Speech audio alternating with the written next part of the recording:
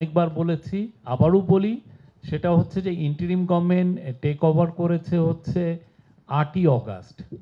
5 তারিখ দুপুর 12:30 বা 1টার দিকে শেখ হাসিনা পালিয়ে যান।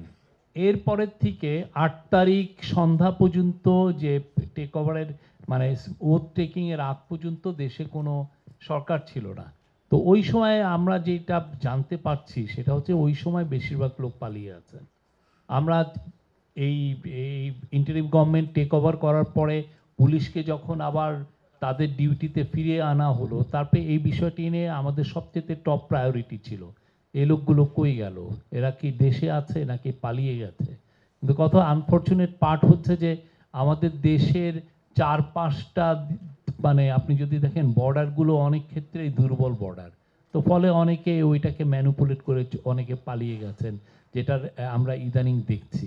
আপনি আপনার হয়তো বলাটা খুব ইজি যে আপনারা কি করলেন, কিন্তু কথা হচ্ছে 3টা দিন তো কিছু ছিল না, পুলিশও ছিল না। আমি যে আপনাকে পুলিশ পাঠিয়ে যে আপনাকে অ্যারেস্ট করে নিয়ে আসবো, ওকে অ্যারেস্ট করে, আমার তো ওই পুলিশটাও নাই। এবং পুলিশ ডিউটিতে ফিরছে কবে? পুলিশ ডিউটিতে ফিরছে 12-13 তারিখের দিকে ফিরছে, তাও দুর্বলভাবে। আপনি দেখেন আমাদের ছেলে মেয়েরা, আপনারা অনেকেই ট্রাফিক পুলিশের দায়িত্ব পালন করেছেন, অনেকে রাত জেগে তাদের পাড়াটা পাহারা দিয়েছেন, পুলিশ ছিল না। তো আপনি আমাকে, আমার মনে হয় যে অগাস্টের প্রথম 2টা সপ্তাহ এই যে বাংলাদেশের সোসাইটি যেইভাবে তারা কাজ করেছে একতাবদ্ধভাবে, এটা বাংলাদেশের ইতিহাসে একটা নজিরবিহীন। কিন্তু সত্যিকার অর্থে তখন যেহেতু সিকিউরিটি সিস্টেম খুব দুর্বল ছিল, অনেকে এটাকে সুযোগ নিয়ে পালিয়ে গেছেন। আমরা তারপরে এসে যাদেরকে পাচ্ছি, যারা যারা অ্যাকিউজ, যাদের এগেনস্টে চার্জেস আছে, তাদেরকে আমরা অ্যারেস্ট করার সর্বোচ্চ চেষ্টা করছি। সেটার জন্য বিভিন্ন টিম কাজ করছে এবং নির্দেশনাও দেওয়া হয়েছে। কিন্তু ওই যে ওই 3টা দিন অনেকে আমরা ধারণা করছি যে অনেকে ওই সময়ই পালিয়ে গেছেন। যে যদি পলিটিক্যাল পার্টিগুলো, আমরা মনে করি প্রত্যেকটা পলিটিক্যাল পার্টি যারা এখন কাজ করছেন এরা আমাদের অংশীজন। তো পলিটিক্যাল পার্টিরা যদি চান যে না, আমরা খুব বেশি রিফর্ম চাচ্ছি না, এমন কিছু রিফর্ম যেটা দিয়ে আমি ইলেকশনটা করে ফেলবো, তাহলে আমরা বলছি যে ডিসেম্বরের মধ্যে ইলেকশন হবে। তাহলে কি আমি তো আর আপনি সুনির্দিষ্ট যে ডেটটা চাচ্ছেন সেটা আসলে ইলেকশন কমিশন দেয়, এবং এটা 3-4-5 মাস আগে দেয়, এটা এখন দেয় না। আপনার এই জায়গাটা আমাদের মনে হচ্ছে যে এখানে কোনো একটা আন্ডারস্ট্যান্ডিংয়ের ভুল হচ্ছে। আর একটা হচ্ছে যে পলিটিক্যাল পার্টিগুলো যদি মনে করে যে এটা যেহেতু একটা ইন্টারিম গভর্নমেন্ট, এবং ইন্টারিম গভর্নমেন্টকে দিয়ে আমি আরও কিছু রিফর্মের কাজটা, কেননা পলিটিক্যাল পার্টির অনেক কিছু বাস্তবতা আছে, সেই বাস্তবতার আলোকে তার পক্ষে কিছু কিছু রিফর্মগুলোকে বাস্তবায়ন করাটা একটু কঠিন হয়ে দাঁড়ায়। তো সেই জায়গায় তারা যদি মনে করে যে না, এই ইন্টারিম গভর্নমেন্ট এটা আমাদেরকে একটা অপরচুনিটি দিয়েছে, আমরা আরও বেশি কিছু রিফর্ম করব তাদেরকে দিয়ে, তাহলে সেটার আমরা আরও একটা ইন্টারিম গভর্নমেন্ট বলেছে কি যে আরও 6 মাস সেক্ষেত্রে আমরা এখানে থাকতে পারবো। কিন্তু এটা all depends on the political party. Political party যেটা বলবে তাদের উপরেই আসলে এই ডিসিশনগুলো হবে।